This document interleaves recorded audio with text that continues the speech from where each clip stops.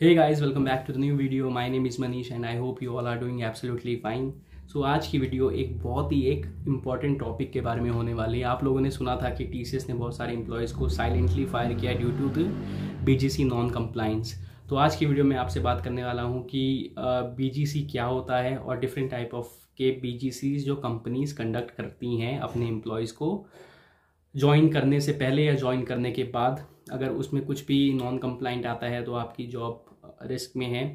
तो ये वीडियो आपके लिए बहुत ही एक इन्फॉर्मेटिव वीडियो होने वाली है। तो वीडियो शुरू करने से पहले अगर आपने मेरे चैनल को सब्सक्राइब नहीं किया है तो प्लीज़ सब्सक्राइब करें, चैनल को लाइक करें, शेयर करें और नीचे कमेंट करके ज़रूर बताएं कि आपको नेक्स्ट वीडियो कौन से टॉपिक में चाहिए। तो चलिए वीडियो को शुरू करते हैं। तो जब भी आप किसी नई ऑर्गेनाइजेशन को ज्वाइन करते हो तो आप अपने एचआर को कुछ ना कुछ अपनी एजुकेशन क्वालिफिकेशंस और अपने बारे में इंफॉर्मेशन बताते हो ज्वाइन करने से पहले। उसी बेसिस पे आपकी हायरिंग होती है और उसी को ही चेक किया जाता है बैकग्राउंड चेक में।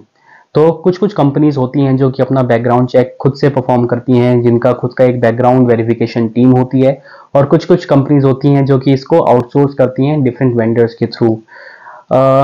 तो कंपनी सच एज टीसीएस, आपने सुना होगा पिछले साल बहुत सारे लोगों को बीजीसी नॉन कंप्लायंस की वजह से फायर किया गया, क्योंकि बोला गया था कि जो उन्होंने इंफॉर्मेशन प्रोवाइड किया है वो सच नहीं है, क्योंकि उन्होंने जो अपने सर्टिफिकेट्स, जो एक्सपीरियंस सर्टिफिकेट जो प्रेजेंट किया था एचआर के सामने, वो फेक निकला, या तो उन्होंने अपने जो एक्सपीरियंस था उसको फॉर्ज किया था, या जो अपने जो क्वालिफिकेशंस की डिग्री थी उसको फॉर्ज किया था। तो ये सब चीज़ें हुई थी। तो इसलिए बैकग्राउंड चेक की जो इन्फॉर्मेशन है वो आपको सही प्रोवाइड करनी चाहिए और उसकी इंपॉर्टेंस भी बहुत ज़्यादा बढ़ जाती है।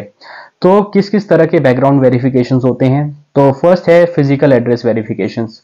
तो आप अपने कंपनी को अपना एक परमानेंट एड्रेस देते हो तो वो एड्रेस हमेशा सही होना चाहिए। तो क्या होता है, मेरे केस में क्या हुआ था, जब मैंने टीसीएस ज्वाइन किया था 2016 में, तो एज अ फ्रेशर मैंने ज्वाइन किया था। तो फिजिकली मेरे घर के एड्रेस पे एक बंदा आया था पूछने के लिए कि यहाँ पे मनीष, जो मेरा नाम है, रहता है या नहीं रहता, और उसने पड़ोसियों से ही बात की थी कितने साल से रह रहे हैं और अगर आप इनको जानते हैं या नहीं। तो ये है फिजिकल वेरिफिकेशन। तो ये था एक रूडामेंट्री तरीका आपका फिजिकल एड्रेस वेरीफाई करने का। आजकल क्या हो रहा है, जियो टैगिंग भी हो रही है और इमेजेस भी कैप्चर किए जा रहे हैं, जिसके लिए आपका फिजिकल जो एड्रेस है वो वेरीफाई हो जाता है। सेकंड है कि आपका एजुकेशनल वेरिफिकेशन, कि जो भी आप, अगर आप अपनी डिग्रीज जो हैं वो प्रेजेंट कर रहे हैं, अगर आपने बीटेक की, आपने एमटेक की, आपने एमसी की, आपने बीसी की, आपने बीएससी की है, जो भी डिग्री आप अपने रिज्यूमे में लिख के दे रहे हैं और आप उसका डॉक्यूमेंट प्रूफ कर रहे हैं, वो सब क्रेडेंशियल्स, आपकी क्वालिफिकेशंस, आपका कॉलेज, वो सब कुछ वेरीफाई किया जाता है कंपनी से। डेटाबेस होता है हर एक यूनिवर्सिटी का जिसको वो एक्सेस कर सकते हैं, तो उससे आपका एजुकेशनल वेरिफिकेशन भी हो जाती है। सेकंड है, मैंने आपको बोल दिया, दो मैं आपके साथ अभी डिस्कस कर चुका हूँ। फर्स्ट है फिजिकल एड्रेस वेरिफिकेशन, सेकंड है एजुकेशनल वेरिफिकेशन, थर्ड है एम्प्लॉयमेंट वेरिफिकेशन, जो कि सबसे ज़्यादा एक एक ड्राइविंग फैक्टर है आपको जॉब मिलने के लिए, क्योंकि आपको जॉब मिलती है आपके प्रीवियस एक्सपीरियंस के बेसिस पे। तो एक्सपीरियंस देखा गया है कि यूजुअली इंटरव्यू के टाइम पे तो आप लोगों का कोई नहीं करता है, तो कुछ कुछ लोग जो है वो झूठ भी बोल देते हैं। वो कहते हैं कि मेरा 3 साल का एक्सपीरियंस यहाँ पे है, 4 साल का एक्सपीरियंस यहाँ पे है, बीच में एक कंपनी और घुसा देते हैं, कहते हैं मेरे 1 साल का एक्सपीरियंस में इसमें भी था। अपना एक्सपीरियंस बढ़ाते हैं और उसी हिसाब से एक पैकेज डिमांड करते हैं। तो ये बहुत ही गलत बात है, आपको ऐसा नहीं करना चाहिए। आपको जो आपकी एम्प्लॉयमेंट के जो डेट्स हैं वो एक तो याद होनी चाहिए, कितना एग्जैक्ट आप लोगों ने स्पेंड किया है टेन्योर उस ऑर्गेनाइजेशन में, वो भी याद होना चाहिए। फ्रॉम डेट से लेकर टू डेट तक सब कुछ याद होना चाहिए। और ये भी वेरीफाई होता है, कैसे वेरीफाई होता है, आपकी सैलरी स्लिप्स ली जाती हैं, आपका आईडी कार्ड की फोटोकॉपी भी कुछ कुछ कंपनीज लेती हैं, आपका एम्प्लॉय आईडी लेती हैं, आपका पैन नंबर होता है ईपीएफओ का, सॉरी आपका पैन नंबर तो आपके टैक्स के लिए होता है, आपका यूएन नंबर होता है ईपीएफओ का, जिसमें आपकी पूरी एम्प्लॉयमेंट हिस्ट्री होती है। और ये सब भी चेक किया जाता है, जिससे आपका एम्प्लॉयमेंट जो हिस्ट्री थी वो भी चेक हो जाती है। फोर्थ है वो है कोर्ट रिकॉर्ड वेरिफिकेशन। तो यूजुअली सब कंपनीज प्रीफर करती हैं कि जो भी जिस भी कैंडिडेट को वो हायर कर रही हैं उसका कोई भी पेंडिंग केस कोर्ट में ना हो। क्रिमिनल केस की बात कर रहा हूं मैं, सिविल केस होते हैं, नहीं भी होते, अगर आप उसको डिक्लेयर भी कर देते हो तो कोई फर्क नहीं पड़ता, पर क्रिमिनल केस आपके ऊपर नहीं होना चाहिए। तो ये भी चेक होता है कोर्ट रिकॉर्ड वेरिफिकेशन में। उसके बाद है आइडेंटिटी वेरिफिकेशन। आइडेंटिटी वेरीफाई होती है आपके नेशनल आइडेंटिफायर्स हैं, जैसे कि आपका आधार कार्ड हो गया, आपका पैन कार्ड हो गया, आपका वोटर आईडी हो गया, आपका ड्राइविंग लाइसेंस हो गया, जो भी गवर्नमेंट आपको इशू करती है, जिससे आपकी आइडेंटिटी वेरीफाई होती है कि ये इसी नाम का आदमी है और कोई और नहीं है जो आपकी इंटरव्यू प्रोसेस में बैठा था। तो ये भी वेरीफाई होता है। उसके बाद आता है रेफरेंस वेरिफिकेशन। तो रेफरेंस वेरिफिकेशन क्या होता है? आप जिस कंपनी में काम कर रहे हो, अगर आप किसी नई ऑर्गेनाइजेशन को ज्वाइन करते हो तो आप कुछ ना कुछ रेफरेंस देते हो कि मैंने इस आदमी के साथ काम किया था और मेरा रेफरेंस आप इनसे ले सकते हो कि मैं काम करने में कैसा था और मेरा जो बिहेवियर है जो वो कैसा था ड्यूरिंग माय टेन्योर। तो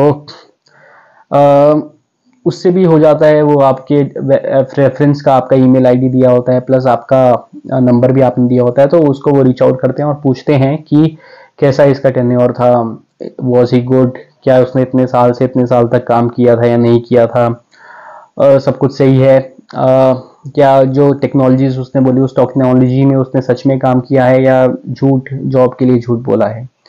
ठीक है। और जो नेक्स्ट है वो है क्रेडिट चेक।